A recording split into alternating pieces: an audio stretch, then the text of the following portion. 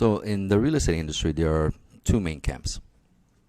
The first camp, that is the majority, the vast majority, uh, believes that inventory, supply, and foreclosure rates are the most important thing.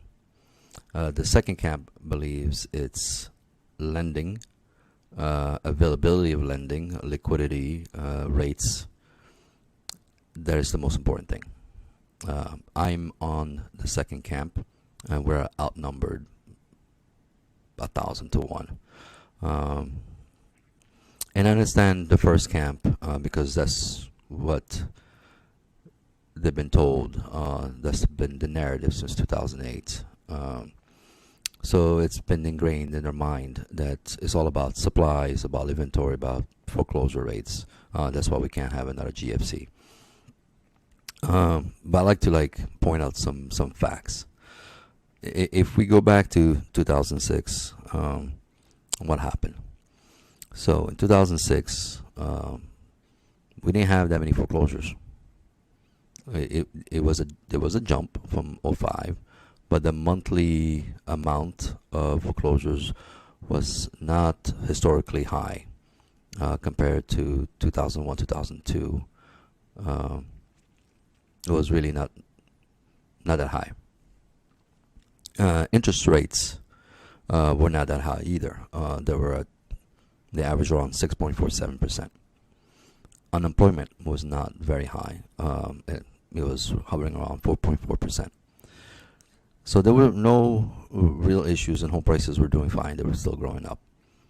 But what happened in '06? In '06, there were the first signs of delinquencies. Not defaults, just delinquencies. People were starting paying late.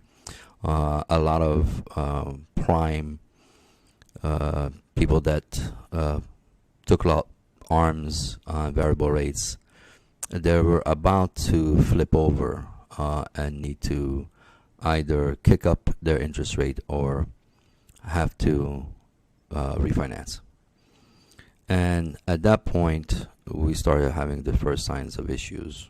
But what was the reaction? The reaction was the credit markets seized up starting in late 2006, mid 2007. And at that point, liquidity just vanished from the market. So if you look, for example, at mortgage applications, in '06 we were doing about 10.4 million mortgage application being processed. It's an incredible large number. In '05, it was about 11.7. So it was already down 11% because there was a little bit of tightening. By '07, it dropped 26.9% to 7.6 million. So right there, it shrank. And then by '08, when we were starting to be full-blown crisis in the GFC, and banks were not lending to each other, they didn't want to give out mortgages, we hit 5 million mortgage applications. So from '05 all the way to '08, mortgage applications being processed dropped 42.7%, a huge drop. So all of a sudden, demand was just gone.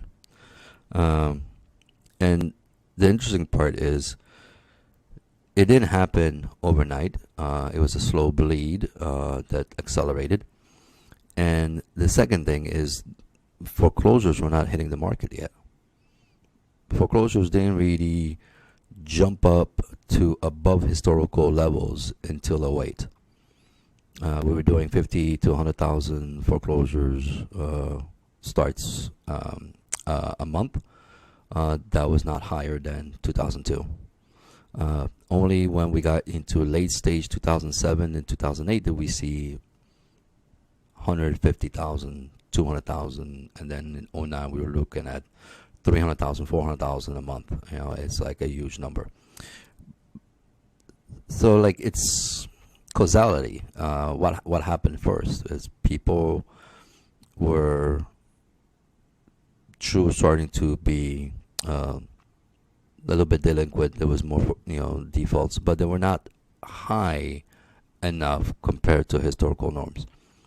But the banks saw all of these arms, and they started like panicking because they were looking at the CDSs and CDOs and the kind of party risk that they had. So they immediately overreacted and panicked and stopped lending. So at that point, mortgage applications crashed 42%. Home sales went from '05, we were about doing 7 million, a little bit over 7 million home sales a year. '06, it dropped to 6.52 million. '07, 5.02. By '08, we hit 4.12. So really, you have to ask yourself, like, what started the whole GFC? And you have to say it was the markets that seized up first before we saw a high amount of delinquencies. Because you have to remember that delinquencies are the beginning. Then you go into defaults. Then you start the foreclosure process. And then you have to end the foreclosure process, eviction, and then you start selling homes. And the banks weren't selling that many homes in '07, in '08, because the whole process takes months, if not a year or two. And at the same time, a lot of the banks were putting this inventory into shadow inventory. So basically, they were just putting it on the sideline. They foreclosed, but kept the houses empty, but they didn't want to dump it on the market because they didn't want to precipitate the home prices and reduce the value of those homes. So foreclosures take an awful long time. But before we even saw a high amount of foreclosures, home sales dropped from 7 million all the way down to 4.12 million between '05 and '08. So there was no support for the market. There was not enough people going out there getting mortgages and buying homes. So home prices started falling before a lot of foreclosures hit the market. The vast majority of the foreclosures started in '08, '09, '10. That's when they started hitting the market, and they got completely foreclosed, and then they got put on the market in auctions and in short sales and foreclosure sales. So it took a very long time, but we already saw the sales drop below the inventory, and the inventory was not made up exclusively of foreclosures. It wasn't. It was mostly people starting to panic. In '07, when there was a large chunk of people that had arms that had to refinance, they tried. They actually tried to go to the bank and go, hey, look, can I get refinancing? And the bank said no. They could have. Basically, 58% of them were just automatically rejected, saying, no, we don't have the money. We can't give you money because the non-bank lenders, they were taking out mortgages from, were out of business. And then when they went to Bank of America or JP Morgan, or they went to Wells Fargo, they go, well, I just got destroyed with CDSs and CDOs and mortgage-backed securities. So guess what? I am not touching the real estate market. So good luck to you. I'm not refinancing your loan. And at that time, the vast majority of foreclosures had positive equity. Positive equity at that time. 2007, 2008, we were looking at 90 to 60% of all the foreclosures had positive equity, because we started at 2006 with record equity, never been seen for the last 20 years. So it's not inventory that starts the problem. It's the credit crunch that destroys demand, that cannot support the amount of homes that regularly get on the market.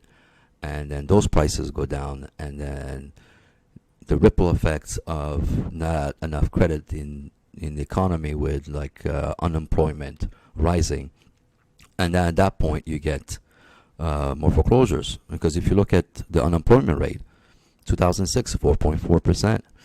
2007, it was like 4.7%. First few months of 2008, when we were like smack dab in the middle of the financial crisis and the stock market was crashing, we were about 5 to 5.3%.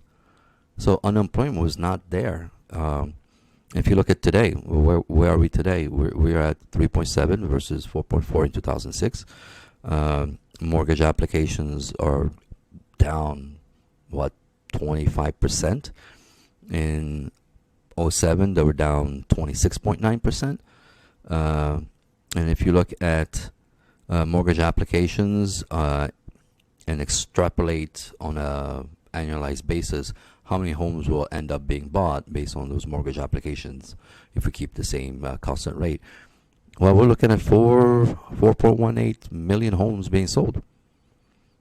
That's 2010 numbers, 2009 numbers, 2008 numbers.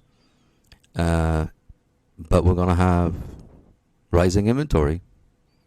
We're going to have more supply than demand as liquidity shrinks and cost of borrowing goes up. So '06, it was because the banks didn't want to lend. That was one road that they took. And this year, we have the Fed raising rates, and it's hard to get a mortgage with 7% because you can't afford the payments. So it's two different roads that lead to exactly the same destination, which is slower and slower sales, a huge drop in demand, and home prices cannot be supported. So I understand your point about inventory and everything. I just don't think that inventory is going to be the predominant issue. I think it's still lending, it's still rates. I still think it's how easy it is to access your mortgage, the standards. And when you think about it, in '07, in '08, there were more people being rejected percentage-wise than in 2022. Right, we're looking at right now 15% rejection rate. In '07, we were looking at like 35% rejection rate of mortgage applications. So at the end, it's how stringent you are and how easy it is to get lending and how easy it is for that person to go out there after getting a mortgage to buy a home. And right now,